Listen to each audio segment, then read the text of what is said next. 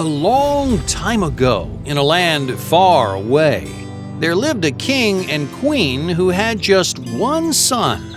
The prince was grown up, and it was time for him to marry a princess. And she must be a real princess, the prince told the king and queen. But there were no princesses in the land where he lived, so the king and queen arranged for the prince to travel to strange and distant lands to find a bride. The prince traveled north through frozen lands until he came to a castle where a princess lived.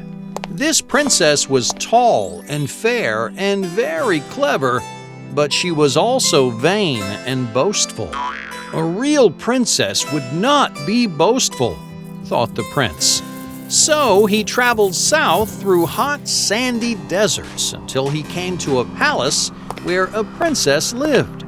This princess was very beautiful, but also very proud. A real princess would not be so proud, thought the prince. So he traveled east through misty lands until he came to a mansion where a princess lived. This princess had a charming smile and a lovely voice, but she told the most shocking lies. A real princess would never tell lies, thought the prince. So he returned home from his travels, weary, sad, and lonely. One evening, not long after the prince had come home, a terrible storm blew in from the west. Suddenly, there was a knock at the palace door. The king was so surprised that he went to answer it himself. There, standing in the windy doorway, was the most bedraggled young woman the king had ever seen. "Good evening, Your Majesty," she said to the king, curtsying politely. "I am a princess and I need shelter for the night. May I please come in?" "Of course," said the king. "We will gladly give you shelter for the night." When the king told the prince that a princess had turned up at the door, the prince was very eager to meet her. But the queen told him he would have to wait. "The princess said that she couldn't possibly meet you wet and bedraggled," the queen explained. "She has gone to have a bath and change into some dry clothes." "That's a good sign," said the prince. "But how can we be certain that she is a real princess?" "I have an idea," said his mother. "Leave everything to me." A short while later, the princess arrived in the main hall dressed in the queen's clothes. Her hair shone, her cheeks were rosy, and her eyes sparkled merrily to match her smile. The prince and princess sat beside the fire and talked for hours. The prince was enchanted, but he still wasn't sure that the princess was a real princess. Meanwhile, the queen went to the best guest bedroom carrying a single tiny dried pea.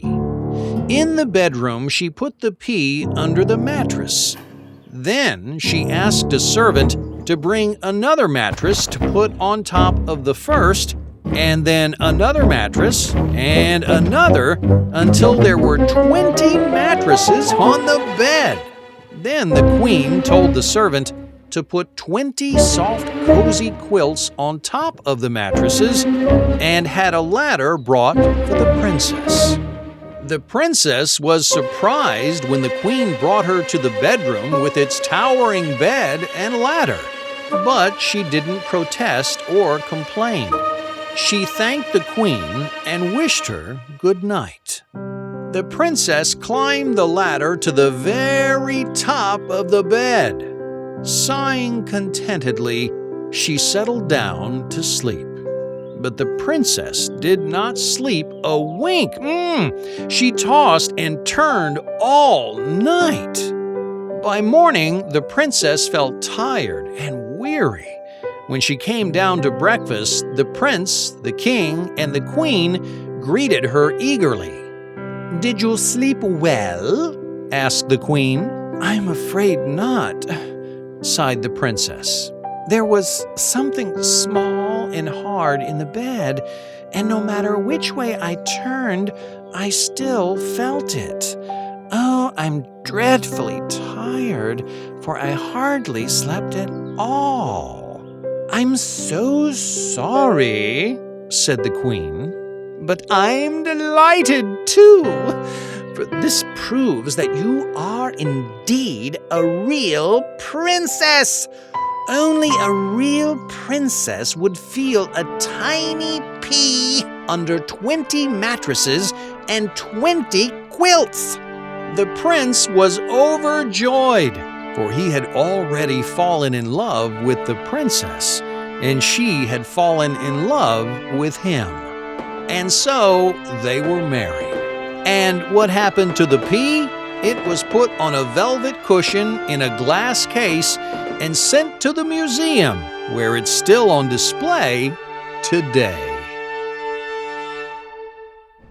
Once there was a poor miller who had a very beautiful daughter. One day, he went to the king's court and claimed that his daughter could spin straw into gold. The king ordered the miller's daughter to come to the palace. He took her to a room full of straw and said to her, "You must spin all this straw into gold tonight, or you shall die." The miller's daughter was locked in the room alone. She did not know what to do and began to cry. Suddenly, a dwarf came out of nowhere and asked her, "Why are you crying?"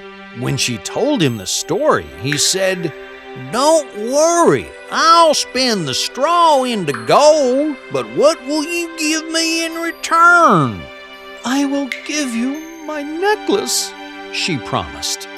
The dwarf spun all the straw into gold. The next day, when the king saw this, he was astonished and pleased. He became greedier.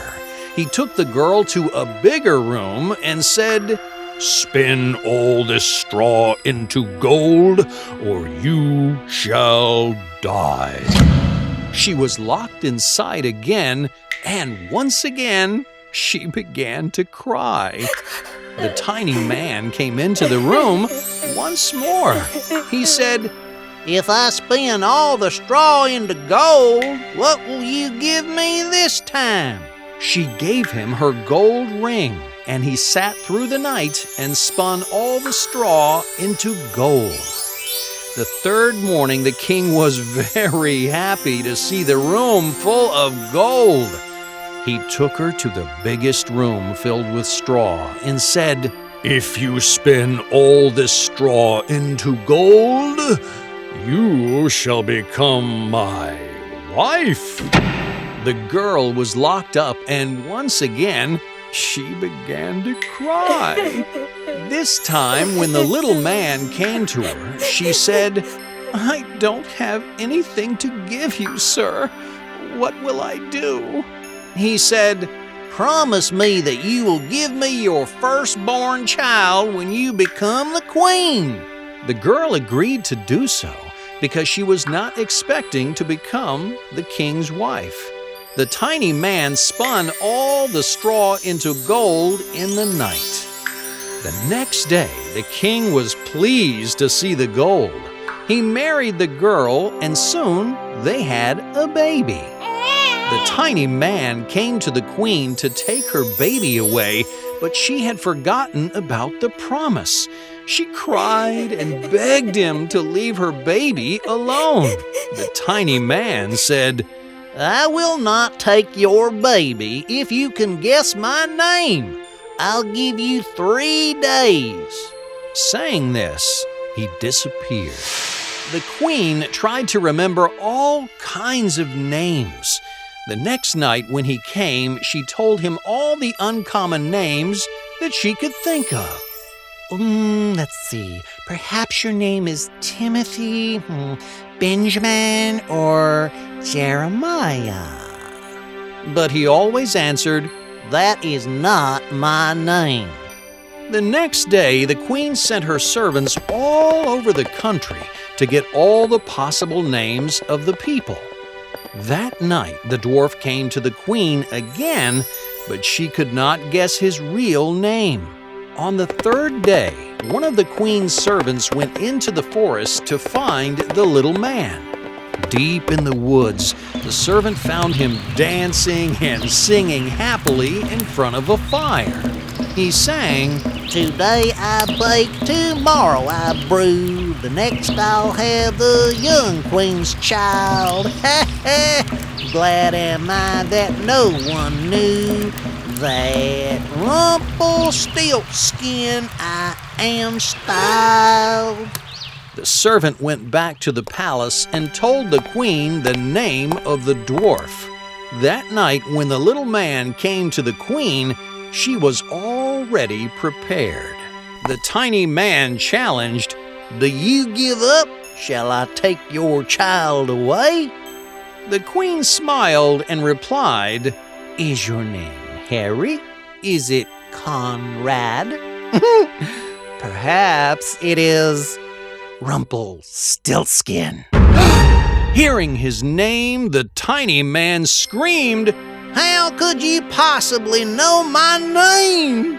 Saying this, he ran away deep into the forest, never to be seen again.